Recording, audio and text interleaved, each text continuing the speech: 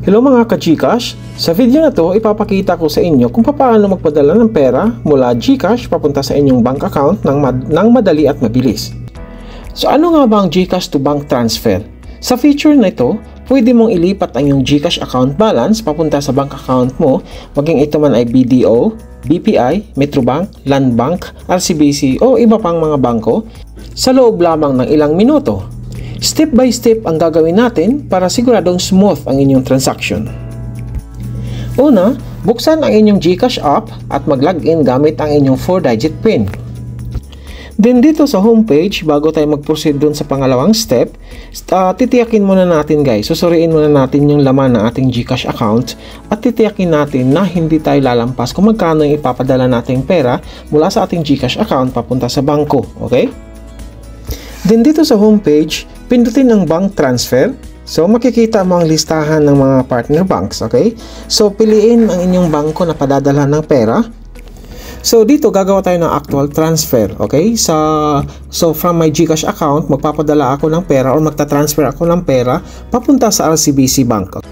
Itap ko lang yung RCBC Bank at dito punan natin yung mga bank details, okay? Mag-fill up tayo. Paalala lang guys na dapat accurate, okay? Accurate yung bank detail na ilalagay natin o i-fill up natin dito. Ang una nating ilagay is yung amount na ipapadala natin galing sa ating GCash papunta sa bangko, okay? Then isusunod natin guys yung account names, okay? So kung papaano kung ano yung pagkakasulat doon sa account name mo doon sa bangko, ganun din ang pagkakasulat dito, tamang spelling, okay? Para walang aberya. Then, isunod natin guys ang pag-input ng ating account number, bank account number. So, dapat sisiguraduhin tama yung numero, tama yung bilang para walang ligaw, walang aberya. Then, itap lang natin yung send money sa baba. Then, i-review lang natin guys yung mga detalyeng in-input natin, pati yung amount na ipapadala natin, okay? Sisigurin na natin tama ang lahat bago natin i-confirm, okay? Kung okay na ang lahat, scroll down tayo at i-check lang natin guys yung I confirm that the details are correct, okay? Then, tap pay. Then, padadala nila tayo ng 6 digits authentication code doon sa registered mobile number natin. In short, magme-message ang GCash sa atin ng 6-digit code at i-enter natin dito.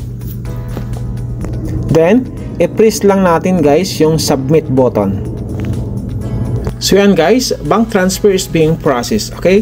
Scroll down lang tayo guys at sa bandang baba, mayroon dyan nakasulat na download or share or pwede mo rin siyang screenshots para sa iyong reference. Okay, ganun lang.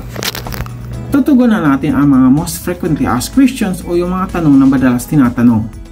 So isa sa mga frequently asked question is kung may transfer fee ba? Ang sagot guys is oo, may 15 pesos per transaction. So isa pang tanong, kung gaano katagal dumating ang pera mula sa GCash papunta sa bangko, okay? Ang sagot guys is in real time or within a minutes, okay? At mag-iwan tayo sa inyo guys ng ultimate tips bago man lang natin tapusin ang video, okay? Lagi i-double check ang detail na in-encode natin at siguruhin may sapat na balance or balance ang ating GCash bago tayo magpadala. So ayun guys, madali lang, di ba? Kung nakatulong ang video na to, huwag kalimutang mag-like at mag-subscribe at i-share nyo na rin guys ang video na to para makatulong sa iba. I-comment nyo lang guys sa baba kung may tanong kayo para ating masagot at mabigyang linaw kasi yun naman ang purpose kaya nandito tayo sa YouTube. So guys, maraming salamat. God bless you, God bless us, and God bless the world. Maraming salamat.